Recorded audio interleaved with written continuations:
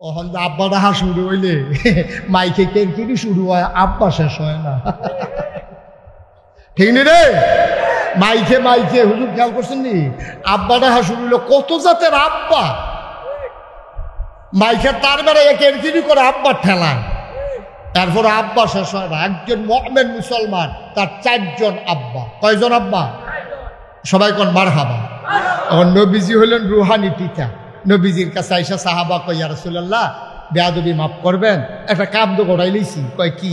কয় আমি তো আপনার ফুট, আপনি আমার রুহানি বাপ। এখন আপনি যদি আমার আব্বা হন, তাহলে আমার বাচ্চা কাচ্চা তো আপনার নাই রাখবো। তা আমার মেয়ে বিয়ার, খুব খেয়াল করেন কিন্তু সিহন কথা, কয় আমার মেয়ে বিয়ার উপযুক্ত হয়েছে, আমি তো থাকি একটু দূরে, মদিনা শহর থেকে একটু দূরে, ইচ্ছা করলে সবসময় আইতাম পারি না। জামাইটা পাইছি বালা, বদরের যুদ্ধে অংশগ্রহণ করছে, মাশাআল্লাহ 5 ওয়াক্ত নামাজ মসজিদে গিয়া পড়ে, এফসিটার বাটফারির ভিতরে নাই, মাশাআল্লাহ অনেক ভালো মানুষ, স্বভাব চরিত্র ভালো, আপনার ব্যাপারে খুব এশক আছে, আল্লাহর তাওহীদের ব্যাপারে কোনো আপোষ করে না। এই লোকটা পাইয়া, জামাইটা ভালো পাইয়া, দেখায় শোনায়ও ভালো, আমার মেয়েটারে তো বিয়ে ঠিক করে ফেলছি, বিয়া তো আল্লাহ করলে হয়ে গেছে। সুবহানাল্লাহ বলবেন না? নবীজি বলছেন মাশাআল্লাহ, খুব ভালো খবর, আমি দোয়া করি তাদের দাম্পত্য জীবন সুখময় হোক, আল্লাহ নেক সন্তান দান করুক।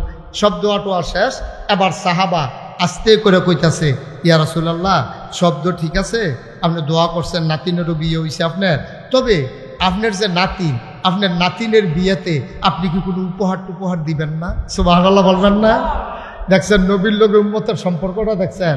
আপনি পারবেন নি ফির সাবরে কইতেন যে হুজুর সারা জীবন আপনার আব্বা ডাকলাম, আমি তো আপনার মুরিদ, আমার মাইয়া তো আপনার নাতিন, তাই যে বিয়া ঠিক হয়েছে কিছু দিতেন না? হ্যাঁ বাড়ায় ওরা আশায় আশায় থাহে, তোমার মাইয়ার বিয়ে হইলে লুঙ্গি আর সাথী তো আমি ফায় আনবো। আহারে বাংলাদেশ, নবীর চরিত্র কিরকম আর আমরার চরিত্র ইয়া কিরকম। আমরা খালি নেওন শিখছি, নেওন খালি আত্রা এরকম করে। বাংলাদেশে যত ফিসাব দেখবা এইটা হিকছে না, কেডাই জানি গুড়ান দিয়ে এমনি কইরা দিছি, আবার গুড়া যাই গিয়া নাদান হগিন নিবেদির চেহারা আশায় বইয়া থাকে, রিক্সাওয়ালার টাকার আশায় বইসা থাকে। আর আমার নবীজি জীবনে কেউ রে খালি হাতে ফিরাইল না, আর তুমি খালি নিতা ইকছো, জীবনে দিতা ইকছো না। তোমার মতো নাদানকে আসমানের নিচে আর আসেনি, ঠিক কিনা কও? তুমি যেটা এই ফিরালির নাম দিয়ে যেমন আটফাইটা খাও, এরতে বালা চান্দরা মুড়ো বইয়া লাইলে ভাঙ্গা বাসন ডলে আরো বালা পাইলে হইতো।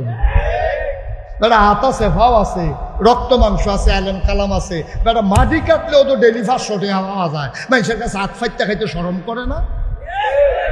লজ্জা নাই, শরম নাই? এখন নবীজির কাছে সাহাবা, কথা মনে আছে নিও, বুঝলা গেছেন কথা? মনোযোগ নাই কথায় না? নবীজির কাছে সাহাবা এসে কই, ইয়া রাসূলুল্লাহ আপনার নাতিনের যে বিয়া দিলাম, আপনার দাদা হিসাবে কোনো উপহার দিবেন না? সুবহানাল্লাহ সুবহানাল্লাহ সুবহানাল্লাহ। কথার ওজন কত, কথার ভিতরে মহব্বত কত, অধিকার কত, কত বড় অধিকার। আর নবীজি খুব লাজুক মানুষ, পকেটে হাত দিছে, দিয়া দেয় কিচ্ছু না, একটা পয়সাও। এমন লজ্জা পাইছে, চেহারাটা লাল হয়ে গেছে। সুবহানাল্লাহ, মাথাটা নিচু করে ফেলছে। আহা, আমি কেমন নবী, আমার সাহাবা মেয়ের বিয়েতে উপহার চাই, আমি দিতে পারলাম না। নবীজির মাথা নিচু করে মুচকে হাসলেন, হেসে বললেন, সাহাবা আমার, আজকে তো আমি কিছু দিতে পারলাম না, আগামীকালকে তুমি সকালে আসবা, তো তোমার কাছে আমি একটা গোপন সংকেত দিয়ে রাখি। যদি দেখো আমার ঘরের দরজা বন্ধ, তোমারকে গোপন সংকেত হলো তুমি দরজার ভিতরে শিকল ধরে 3 বার নাড়া দেবা, তখন আমি বুঝবো তুমি চলে আসছো। আসলে তোমার জন্য দরজা খোলা, তুমি ডাক দিতে পারবা, তোমার জন্য অনুমতি আমি দিয়ে রাখবো। আসার সময় ছোট্ট একটা শিশি আর একটা কাঠিয়াই। সুবহানাল্লাহ কইতেন না? এখন পরের দিন সকালবেলা সাহাবা এসে দেখে নবীজি আরাম ফরমাচ্ছেন, নবীজি ঘরের ভিতরে আরাম করতেছেন, ভেতর থেকে দরজা বন্ধ। সাহাবারে নবীজি অনুমতি দিয়ে রাখছে। সাহাবা এসে দরজার ধরে 3 বার নাড়া দিলেন, নবীজি দরজা খুলে দিলেন। আহলান সাহলান মারহাবা, মোস্ট ওয়েলকাম, আমার ঘরে তোমাকে স্বাগত। সুবহানাল্লাহ বলবেন না? আল্লাহর নবী স্বাগত জানাইয়া এবার সাহাবাকে ঘরে ঢুকালেন, ঢুকাইয়া বললেন, ও তোমার তো আজকে আসতে বলছিলাম না? ওই জি ইয়া রাসূলুল্লাহ, শিশি আনছো? তো উনি লুঙ্গির সিফাত থেকে শিশি বার করে, কাঠি আনো নাই? কয় জি ইয়া রাসূলুল্লাহ, কাঠিও আনছে। আল্লাহর নবী, সাহাবা কয় আমারে সামনে নবীজি বসালেন, পাঞ্জাবির হাতটা কনুই পর্যন্ত উঠাইলেন। খুব খেয়াল করেন, তিনি হাতটা উঠাইয়া কনুই পর্যন্ত পাঞ্জাবির হাতাটা গুছাইয়া তিনি আবার হাতের ভিতরে এইভাবে কচলাইতে শুরু করলেন। কতক্ষণ এই হাতে কচলায়, আবার বাম হাতে ডান হাত কচলায়, কচলাইতে কচলাইতে লাল হয়ে গেল, পশমের গড়ায় মুক্তার দানার মতো ঘাম জমে গেল।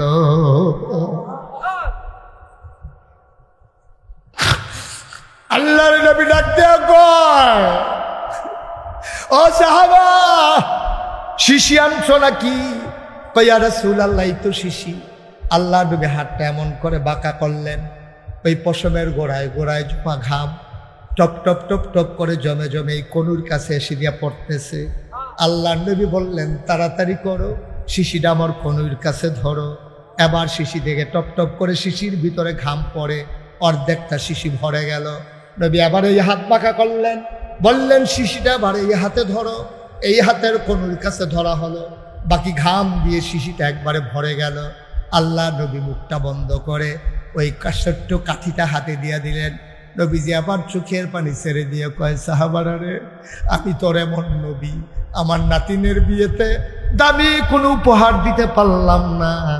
আমার গায়ের জমানো ঘাম, এটাই আমার নাতিনের বিয়েতে আমার পক্ষ থেকে উপহার।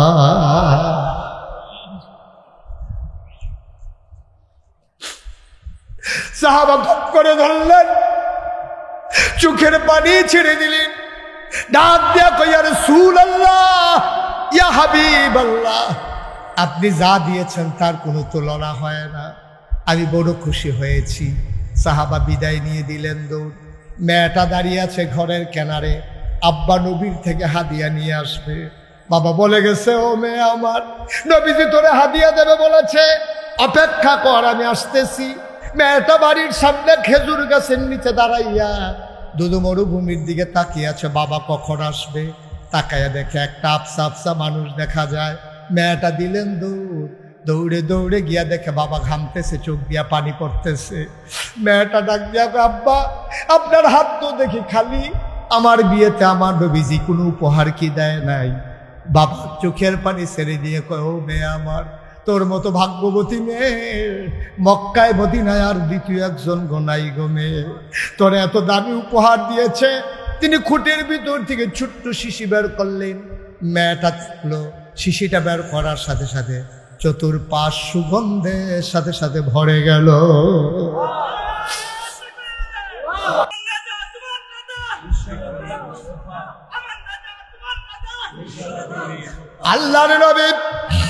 আল্লাহর নবী ওই হাতের ভিতরে শিশি দিলেন।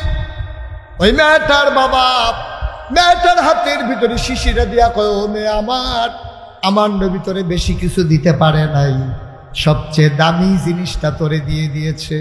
ওনার পসিনা মুবারক নিজের হাতে বের করে তোরে শিশির ভিতরে দিয়ে দিয়েছে। এই নাও তোমার উপহার। মেয়েটা খপ করে ধরলেন, চোখে লাগালেন, মুখে লাগালেন, বুকের সাথে জড়িয়ে ধরলেন। মেয়েটা দিলেন এক ফোঁটা ঘাম পসিনা মুবারক বের করে হাতের তালুতে নিয়ে মেয়েটা মাথায়, চোখে, মুখে, বুকে সব জায়গায় লাগালেন। এই মেয়েটা আদর যত্ন করে কাপড় পেঁচাইয়া ওই আতরের শিশিটা রেখে দিতেন। যখন ঈদ আসতো, যখন বিয়ে হতো, মেয়েটা এক ফোঁটা নবীর পসিনা মুবারক আতর হিসাবে ব্যবহার করতেন। ঈদের দিন সকালবেলা মেয়েটা যখন আতর দিতেন, পুরো মদিনায় ওই নবীর আতরের গন্ধ ছড়িয়ে পড়ত। মানুষগুলো পাগলের মতো দৌড়াইতো, এই সুগন্ধ কোত্থেকে আসে, কোত্থেকে আসে। মানুষগুলা পাগলের মতো দৌড়াইতো, দৌড়াইতে দৌড়াইতে খেয়াল করতে এই জায়গা থেকেই তো আসে। বাড়িটার চতুর্পাশ দিয়া লোক দাঁড়াই যাইতো, সবাই ডাকাডাকি করতো, বাড়ির মালিক বের হও। বুড়া মানুষটা বের হইতো, বলতো যে কেন তোমরা ভিড় করতেছ, এই সুগন্ধ তুমি পাইছো কই? এত দামি পারফিউম তুমি কোত্থেকে কিনেছো? তুমি তো ধনী মানুষ না। সাহাবা চোখের পানি ছেড়ে দিয়ে কাঁদতেন, বলতেন ভাই এটা আমার কেনা কোনো সুগন্ধি না, আমার নবীর দেওয়া আমার মেয়ের বিয়েতে উপহার, এইটাই সেই সুগন্ধ। এবার মদিনার সকল মানুষ মিলে বাড়িটার নাম রেখে দিল সুগন্ধি বাড়ি। বাড়িটার নামই হয়ে গেল সুগন্ধি বাড়ি। বন্ধুগণ, এই নবীজি তোমার আমার নবী। আমরা যারা নবীর উম্মত, আমরা যারা আশিকি রাসূল দাবি করি, এখন আমাদের কি দায়িত্ব? নবী যেমন করে কথা বলেছেন আমি তেমন করে কথা বলবো, নবী যেমন করে খেয়েছেন আমি তেমন করে খাবো, নবী যেমনি 5 ওয়াক্ত নামাজ জামাতের সাথে আদায় করেছেন আমি 5 ওয়াক্ত নামাজ জামাতের সাথে আদায় করব। আমার নবী জীবনে সুদ খায় নাই, আমি প্রয়োজনে পেট মাটিতে লাগাইয়া থাকবো, তারপরে আমি সুদ খাবো না। ঠিক কিনা বলেন? যদি আমি আশিকা রাসূল হয়ে থাকি, যদি আমি আশিকা রাসূল হয়ে থাকি, যদি আমি নবীর উম্মত হয়ে থাকি, আমি সুদ খাইতে পারি না, আমি ঘুষ খাইতে পারি না, আমি মদ খাইতে পারি না, আমি মানুষকে ঠকাইতে পারি না। আসুন আজকের এই মাহফিল থেকে সিদ্ধান্ত নিয়ে, বড় বুদ্ধিমান মানুষ বুঝা ফেলছে হুজুরের ওয়াজ সাইজ হইয়াইতে আছে আর বইয়ের ইস্যু কীর্তি। আসল কাজটাই তো হয় নাই, আসল কাজটাই তো হয় নাই। সবাই একটু ধৈর্য ধরে বসতে হবে। আজকে আমার মন সাক্ষী দিয়েছে, আজকে প্রায় 33 বছর আমি মুশতাক ফয়েজি ওয়াজ করি। 33 বছর ওয়াজ করার পর আমার একটা অভিজ্ঞতা হয়েছে, কোনো মাহফিলে যখন আমি যাই, মাহফিলে কদম দিলে মাহফিলটার ওজন বুঝি। আজকে আমার মনে হয়েছে এই মাহফিলটা আল্লাহ কবুল করে নিয়েছে। নাইলে আল্লাহ তো বৃষ্টি দিয়ে আমাদেরকে ভাষায় দিলেই পারতেন, কিন্তু আল্লাহ তো সুযোগ করে দিয়েছেন। এই কবুল হওয়া মাহফিলটাতে আমরা একজন উঠব না, সবাই মিলে আল্লাহর দরবারে তওবা করব। দরকার আছে নাকি নাই? আমাদের সবার আমল নামায় গোনা আছে, আমরা সবাই মিলে তওবা করব। কার দরবারে? কথা বলা কার কাছে? আল্লাহর কাছে আমরা তওবা করব। মাপ চাইবো কার কাছে? আল্লাহর কাছে। ফিডার ঠেলায় পুলিশরা আব্বা ডাকতেন পারে, আর্মিরে বাড়ি আব্বা ডাকে, সেকেন্ডে সেকেন্ডে আব্বা বাড়ি আছে ফিডার লোকে। আর অন্যায় করলেন আল্লাহর কাছে মাপ চাইতে মন চায় না, না? পুলিশরা আব্বা রাহেন, আর্মির আব্বা রাহেন, আল্লাহরে আল্লাহ কইয়া ডাক দিতে মন চায় না, মাহফিল থেকে উঠে যেতে মন চায়? আপনারা কে গ্যারান্টি দিছে যে আপনি আবার আগামীকাল ঘুম থেকে উঠবেন? সুতরাং গোনাগুলো যদি মাফ করাই নিতে পারেন, আল্লাহ নবী বলেছেন কেউ যখন খালেস অন্তরে তওবা করে, পাহাড় পরিমাণ নিয়ে গোনা নিয়ে তওবা করার কারণে মানুষটা মাসুম নিষ্পাপ মায়ের গর্ভের শিশুর মতো হয়ে যায়। সুবহানাল্লাহ বলবেন না? তওবা করার দরকার আছে নাকি নাই? আমরা সবাই মিলে তওবা করব। আমি এতক্ষণ কাউকে বসতে বলি নাই। এই তওবা করা, দোয়া করা, এটার আদব হচ্ছে খুশুর সাথে নম্র ভদ্র হয়ে আল্লাহর দরবারে লুটিয়ে পড়া। যদি জায়গা থাকে আপনারা যে যেখানে আছেন সেখানেই বসে পড়ুন, যারা যেখানে আছেন সেখানেই বসে পড়ুন। ইনশাআল্লাহ আমরা এখন তওবা করব। সবাই চক্ষু বন্ধ করে বসেন, যারা পারেন নামাজের মতো করে বসেন। সবাই চক্ষু বন্ধ করে নামাজের মতো করে বসে আমরা তওবা করি। আল্লাহ যেন আমাদের জীবনের গুনাহগুলো মাফ করে দেন। সবাই পড়েন আমিন। বলেন, কে বলবে? আপনি বলবেন? জি শুনেন, আমরা তওবা করব। তওবা করার আগে মাহফিল কর্তৃপক্ষের পক্ষ থেকে উনি 1 মিনিট একটু কথা বলবেন। একটা লোকও নড়বেন না, জায়গায় থাকবেন। আমরা এখনই তওবা করবো ইনশাআল্লাহ। জি। আসসালামু আলাইকুম। ওয়ালাইকুম আসসালাম। আলহামদুলিল্লাহ। আসলে জানার ব্যাপারটা অন্য কথা বলবো না, হুজুর দোয়া করবেন। জায়গানি বললে তো 10-15 জন বেশি কোনো জায়গাতে জায়গা দিতে পারছে না মানুষ, না বললে মানুষ পড়ে আছে। আলহামদুলিল্লাহ। আর আজকে হুজুর তৈরিবাদে আসলে সবাধিক ভারী করে প্রোগ্রাম হয় না, উনি আমার বিশ্বাস বুঝি। আমি এখানে বয়ান করেছিলাম, ওই জায়গায় আকিদা মাসির ঠিক না, সেই জন্য ওই দিকে আইসা হুজুরের কাছে বয়ান করেছি 2 বছর হয়েছে। এরপর থেকে আমি সিরিয়াল যে কোনোভাবে আমার বাড়িতে যেতে হবে, হুজুরকে দাওয়াত করছি। আমার বাচ্চারা সবাইকে নিয়ে গোষ্ঠীর মানুষ আপনাদেরকে দাওয়াত করে যেই পরিমাণ জায়গা দেওয়ার কথা ছিল, আপনারা অনেক মানুষ আসছেন। আমি আপনাদের কাছে দোয়া চাই, আপনাদেরকে জায়গা দিতে পারছি না, কষ্ট দিছি। আল্লাহ এবং আল্লাহ রাসূলের পরিচয় আমাদেরকে মাফ করে দিবেন। আমাদের এই কমিটি 1 আর 2 নাম্বার হলো এই মাহফিল করতে যাইয়া অনেকে আমার চাচা মামুন, আমি হুজুরের কাছে দোয়া চাইবো, মামুন কুইয়া, পুলিশ মামুন আর কানু ভাই এই মাহফিলের প্যান্ডেল আর মাইকের ব্যবস্থা করছে। মাশাআল্লাহ। তারা বলছে আমরা কৃষ্ণ হুজুরের কাছে দোয়া চাইতাম, আগামী বছর যদি হায়াতে বাঁচিয়ে রাখে এই মাহফিলের মাইক প্যান্ডেল আমার মামুন চাচা কানু ভাই দিব। মাশাআল্লাহ। হুজুরের কাছে দোয়া চাই। আর যেহেতু আমি হুজুরের বয়াস আছি, আমার হুজুর আর অনেক হুজুর একরকম নয়। আমি যদি একটা আপনার এলাকার মানুষ, এই পাড়ার আমার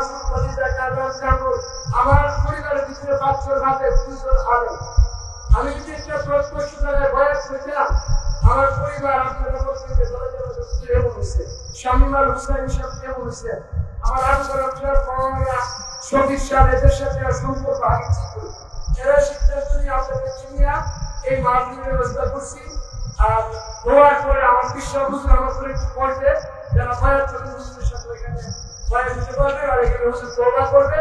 সামনে এই মাহফিলে আমরা হুজুরের চাওয়া করে রাজি নেই, আরে চাইছি চাই না। আগামী বছর আমরা যেহেতু আমার বিশ্বাস হুজুর, আমি হুজুরের কাছে আসতে রাখবো। এই মাহফিল হুজুরের আগমনে হবে, হুজুর আসতে হবে না হলে বাদ যাবে। এই জন্য হুজুরের কাছে প্রার্থনা করেছিলাম আগামী বছর আমরা চাই কি না আপনার মাহফিল কবুল করে বলে আমি আমাদের সাহায্য দিতে পারবো।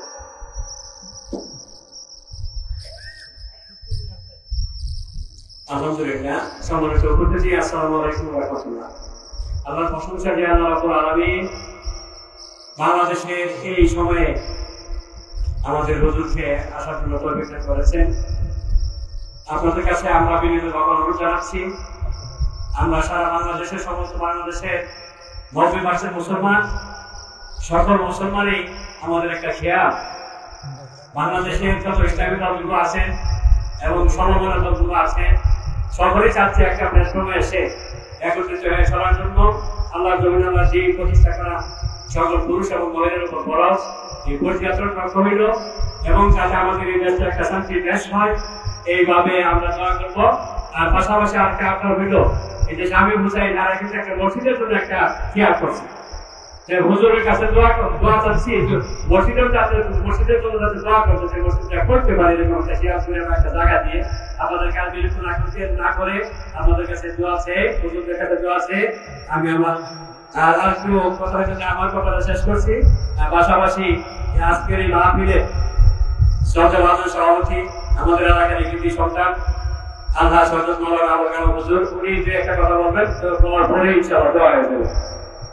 জি আলহামদুলিল্লাহ, আজকের মাহফিলের সম্মানিত প্রধান অতিথি মহোদয়, বারাকাতুল্লাহ তাআলা, অন্যান্য ওলামায়ে কেরাম, মুরব্বিয়ানে কেরাম, যুবক তরুণ ভাইরা, পঞ্চায়েত মাহফিল এই আনসিজনে প্রচন্ড গরমকে উপেক্ষা করে অত্যন্ত আগ্রহের সহিত এবং আদবের সহিত আমরা যে কোরআন সুন্নাহ সহি আলোচনা শুনলাম সে অনুযায়ী আমরা জীবন করতে সকলে রাজি আছি। আল্লাহ তাআলা আমাদের সকলকে রাসূলুল্লাহ সাল্লাল্লাহু আলাইহি ওয়াসাল্লামের সুন্নাহ অনুযায়ী জীবন গঠন করার তৌফিক দান করুন। আজকের মাহফিলটা যেহেতু ওয়াজুদ দোয়ার মাহফিল, যে গান বাড়ি সহ নওগাঁ আশেপাশে চতুর্মুখে গান সকলের জন্য হুজুর দোয়া করবেন। এই বৈষম্য বিরোধী আন্দোলন করতে যায় সুস্থ তরুণেরা জীবন গ্রহণ করতে তার জন্য দোয়া, এবং যারা আহত অবস্থায় অসুস্থ আছে তাদের জন্য দোয়া, দেশের বিভিন্ন জায়গায় বন্যা কবলিত তাদের জন্য দোয়া, আমাদের এলাকার সন্তানের জন্য দোয়া করতে। এই কথা বলে আমি সুস্থ জি সবাই পড়ি আলহামদুলিল্লাহ, মাশাআল্লাহ। আমরা কথা জি সবাই পড়ি আলহামদুলিল্লাহ। ওনাদের তো ওনারা অনুমতি দিলেন আমার কথা, সভাপতি সহ সভাপতি, ওনারা সর্বোচ্চ মুআদ্দাবানা যে নজির পেশ করেছেন, আমি ওনাদের জন্য দোয়া করি আল্লাহ যেন ওয়ারাসাতুল আম্বিয়া হিসাবে কবুল করেন, দ্বীনের হাদি হিসাবে যেন কবুল করেন। আল্লাহ সবাইকে আমাদের কবুল, আমরা দোয়া করব। তো আমি এই গ্রামে এই এলাকায় আমার মাহফিল তুলনামূলকভাবে কম। আমি এই কস বা অনেক প্রোগ্রাম করেছি, আখাউড়াও তো মোটামুটি করেছি, বিজয়নগরে, হোসেনপুর, চম্পকনগর, তারপরে আমতলি, এখানে আমার কিছু ভক্ত মুরিদ আছে, পাইকপাড়া। কিন্তু এই জায়গাটাতে আমার, যদিও আমার নানার বাড়ি, ওনারাও কয়েকবার চেয়েছেন, সময়ের সাথে না মিলার কারণে আমার আর আশা হয়ে ওঠেনি। তো আপনারা বিশেষ করে সভাপতি এবং সহসভাপতি যে দুইজন মুহাক্কিক আলেমে দ্বীন, ওনারা আসলে, আমিও ওনাদের সাথে তো মিশি নাই। আমাদের ওই যে আজকের মাহফিলে আছেন মুজাম্মেল ভাই, ওনার সাথে আমার পরিচয় হয়েছে, কথা হয়েছে, এবং গত বছর ওনাদের গ্রামে খিরাতলা, ওখানে আমি এসেছিলাম, আপনারা হয়তো অনেকে গিয়েছিলেন সেখানে। তো ওই সুবাদে ওনার সাথে একটা গভীর সম্পর্ক, আল্লাহ যেন কবুল করে, সবাই কোনো আমিন। আপনারা জানেন, অনেকেই জানেন, অনেকেই জানেন, আমি মুশতাক ফয়েজি, দেখবেন আমার নামের সাথে একটা লেখা আছে পীর সাহেব। আমি কিন্তু কখনো পীর সাহেব হতে চাইনি। আমার দাদা ছিলেন ফুরফুরার সিলসিলার একজন পীর। আমার আব্বা দাদার আগে ইন্তেকাল করেছেন। আব্বা ইন্তেকাল করছে 85 সালে, আর দাদা ইন্তেকাল করছে 98 সালে। তো আব্বা ইন্তেকাল করার কারণে আমি নাতি হইয়া দাদার কাছ থেকে সরাসরি দরবারের দায়িত্ব আমার কাঁধে এসেছে। আমি কখনো এই পীর বাংলাদেশে পীর সাহেব দেখতে দেখতে আমি অতিষ্ঠ। আমি দেখছি পীর মানি হলো বইয়া বইয়া খাওয়ান, কোনো কাম টাম নাই, কোনো চাকরি বাকরি নাই, কোনো গিরুস্তি টিরুস্তিও করে না, এই বেদ কয়দিন এই বেদ কয়দিন এমনি ঘুরা ঘুরা খাওয়া। আমার এটা স্মরণ পড়ছে ফইলার থেকে যে এটা কী কথা, একটা সুস্থ মানুষ এমনি বইয়া বইয়া হইতে হইতে আটটা খায়, মাটি কাটলে 500, অটো চালাইলে 1000, সিএনজি চালাইলে 1,500, কতভাবে কত টাকা কামাই করতে একটা লোক, আস্তে একটা লোক এমনি বইয়া বইয়া খাওয়ার, খাইতে খাইতে খাইতে খাইতে মনে হয় 5-6 জন বইয়া রয়েছে, আসলে একজন। শরীরটা যে ফুলে গেছে কত শরীরটা, এই হলো বাংলাদেশ। এটি দেখতে দেখতে আমি অতিষ্ঠ। তখন আমি চিন্তা করলাম যে না, ধারাকে পাল্টে দিতে হবে। আমার দাদা যখন আমার দায়িত্ব দিছে, আমি কিন্তু আমি ফির শব্দ হইতাম চাই না, আমি কয় না এটা তোমার দায়িত্ব নেওয়া লাগবে। আমি বললাম যদি আমার দায়িত্ব দেন তাইলে আমার কিছু কিছু জিনিস দেওয়া লাগবে। কয় কি চাও? আমি আমার 1 খণ্ড জমিন দেওয়া লাগবে। আমি ওই পীর হতে চাই না, খালি বইয়া বইয়া খাওয়ান, এটা আমার দিয়ে হইতো না।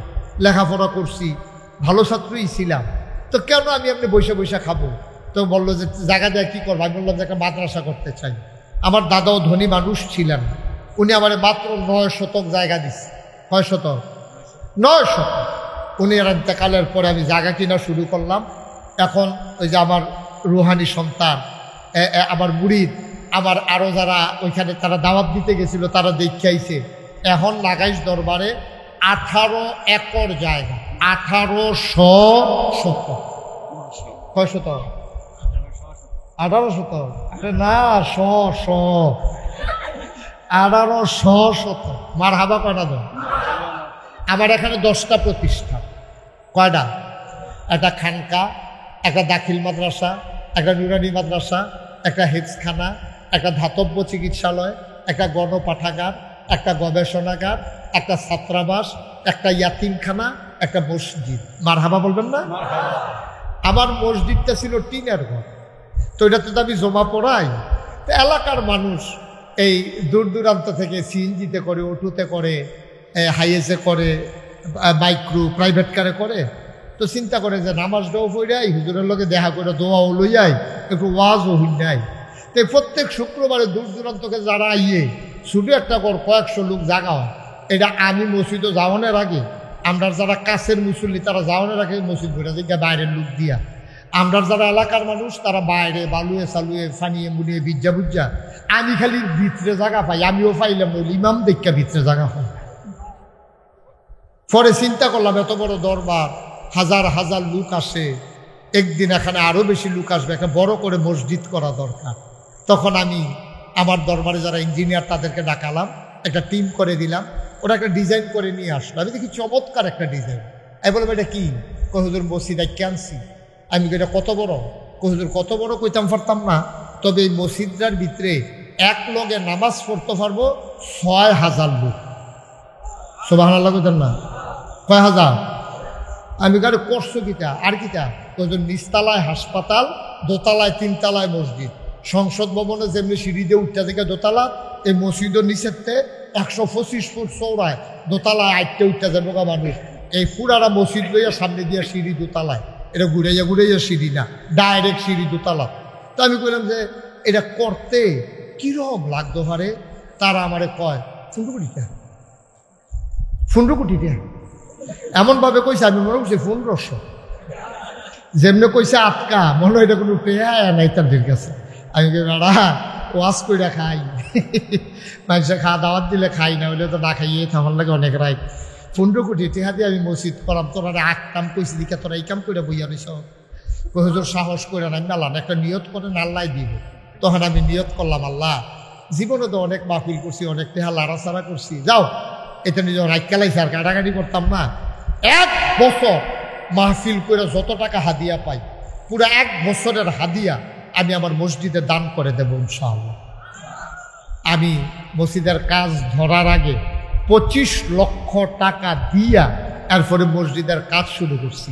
গত 1 তারিখে মসজিদের ছাদের ঢালাই হয়েছে, আমার খরচ হয়েছে এই পর্যন্ত প্রায় 4 কোটি টাকা। 1 তলার ছাদ হয়ে গেছে, তা আমি দিছি 25 লাখ। 4 কোটি হইতে আরও লাগে 3 কোটি 75 লাখ। বাহিতে আইলো করতে আইলো, আমিও করতাম কত মানুষ যে টাকা পাঠাইছে, ভিক্ষা করে যাইতে আছে বেডি কয়টা কি তো নাগেশ্বর হুজুরের মসজিদ না, আরে এটা শুনছি তো এটার কথা। এই ভিক্ষা করে 2 টিক্কা একটা নোট আন্দেশের মসজিদের দান বাক্স বিডি ফালাই দিয়ে গেছে। সুবহানাল্লাহ কইতেন না? কতভাবে আমি মালয়েশিয়াতে গিয়েছি, ওমানে গিয়েছি, সৌদি আরব গিয়েছি, ইন্ডিয়াতে, যেখানে যাই গেলে আমার মসজিদের কথা যখন কই সবাই মিল্লা আল্লাহর খাস মেহেরবানি শরীক। আমি একটা লোক ফাইলে আমি আমার মসজিদের কথা কয় আমি আল্লাহ যা করে করবো।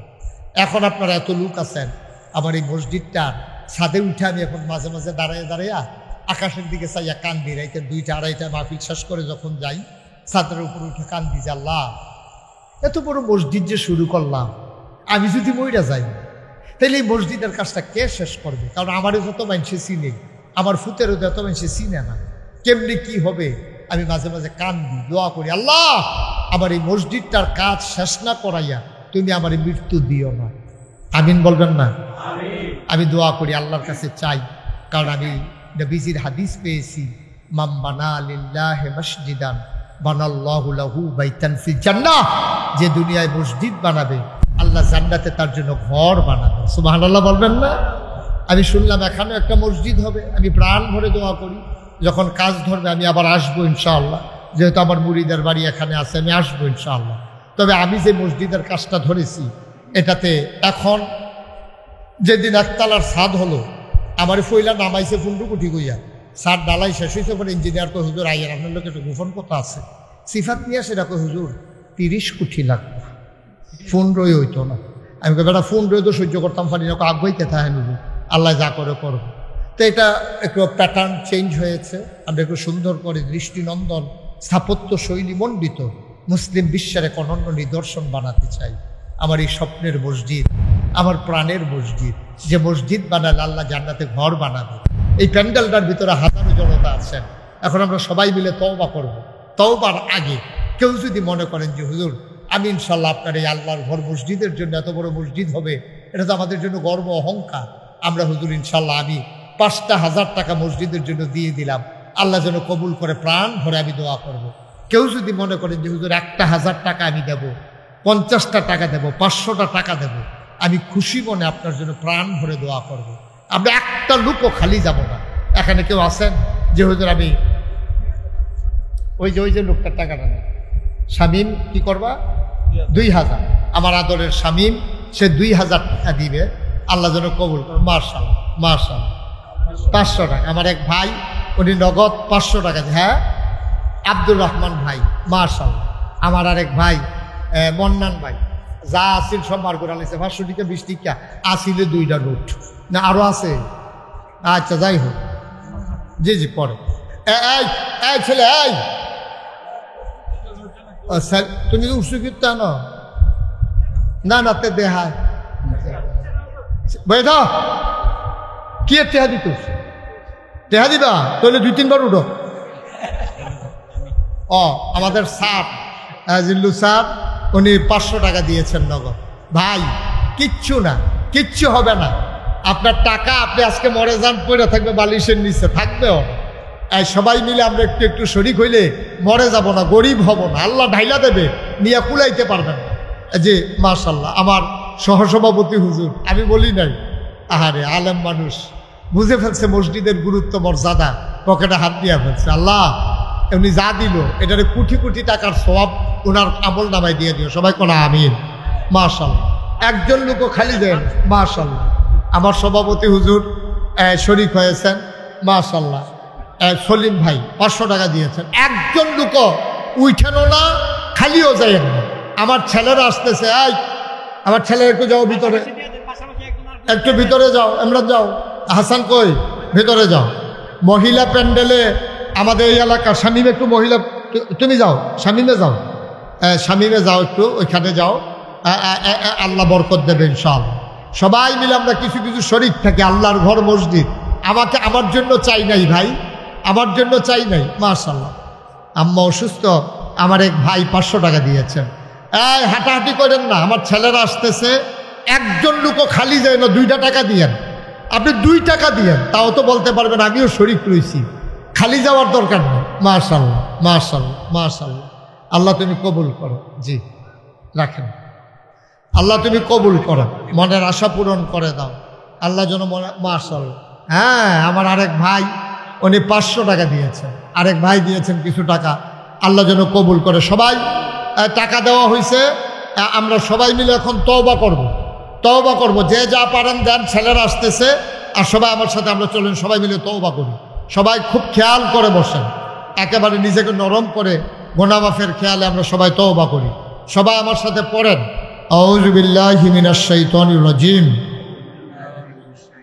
বিসমিল্লাহির রহমানির রহিম, আস্তাগফিরুল্লাহ রাব্বি মিন কুল্লি যামবি ওয়া আতুবু ইলাইহি লা হাওলা ওয়ালা কুওয়াতা ইল্লা বিল্লাহিল আলিয়্যিল আযীম। হে আল্লাহ, হে আল্লাহ, হে আল্লাহ, ইচ্ছায় অনিচ্ছায় প্রকাশ্যে গোপনে মন্ত্রণায় পড়ে আছে নাকি? আচ্ছা, হ্যাঁ, মাশাআল্লাহ। অনেকেই বিদেশে আছেন, মাহফিলের জন্য টাকা পয়সা দিয়েছেন, দোয়া চেয়েছেন। আমরা সবাই মিলে সবার জন্য দোয়া করব ইনশাআল্লাহ। আমরা সবাই আজকের মাহফিলের উসিলায় এই এলাকার কবরবাসীর আল্লাহ যেন জান্নাত বানিয়ে দেয় কবরগুলোকে।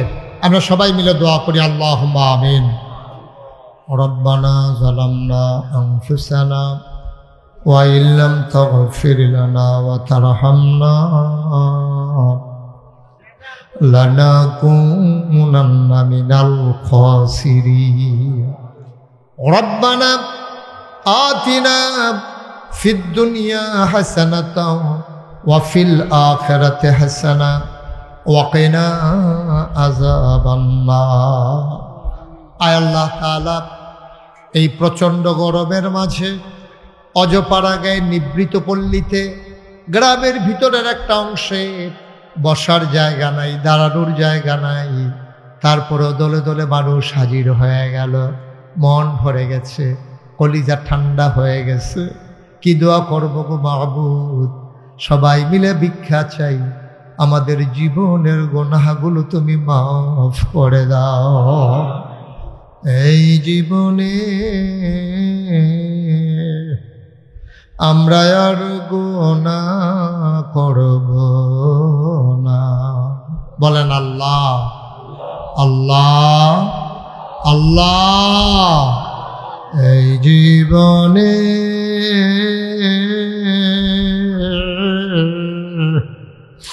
আমরা আর গুনাহ করব না। আব্বা আম্মার কবরে আর আযাব দিও না। আব্বা আম্মার কবরে আর আযাব দিও না। দাদা দাদির কবরে আর আযাব দিও না। নানা নানির কবরে আর আযাব দিও না। এই এলাকার কবরে আর আযাব দিও না। ইয়া রাব্বাল আলামিন, তোমার কুদরতি পায়ে ধরে ভিক্ষা চাই। আমরা সবাই তোমার কুদরতি হাতে সাফর্দ হয়ে গেলাম। তুমি মাওলা আমাদের জমিনদার হয়ে যাও। আমাদের যার যত অভাব আছে দূর করে দাও, যার যত পেরেশানি আছে উদ্ধার করে নাও, যারা ঋণগ্রস্ত ঋণ মুক্ত বানাইয়া দাও, যারা অসুস্থ শিফায়ে কামেলা নসিব করে দাও। ওলামায়ে কেরাম হাত বাড়াইয়া কান্দে, তুমি মাওলা ওয়ারাসাতুল আম্বিয়ার দরজা দান করে দাও। মাওলা রব্বে করিম, এমনটাই তো চেয়েছিলাম আমরা। মানুষ মানুষের জন্য পাগল হয়ে যাবে, মানুষ মানুষের সুখে দুঃখে ঝাঁপাইয়া পড়বে। আল্লাহ, এমন একটা বাংলাদেশ তো আমরা চেয়েছিলাম। সেই চাওয়াকে পাওয়ায় পূর্ণতা দিতে গিয়া যারা নিজেদের জীবন বিলিয়ে দিল রাজপথে, বৈষম্য বিরোধী আন্দোলনে যে সমস্ত ছেলেরা জীবন দিল, তাদেরকে তুমি শহীদের দরজা দান করে দাও। তাদের আব্বা আম্মাকে সান্ত্বনা দিতে পারি এমন কোনো ভাষা আমার জানা নাই। নিজেদের জীবনের নিজেদের সবচেয়ে প্রিয় জিনিস জীবনটা তারা রাস্তায় বিলিয়ে দিল। আয় আল্লাহ তাআলা, তাদেরকে তুমি শহীদ হিসাবে কবুল আর মঞ্জুর করে নাও।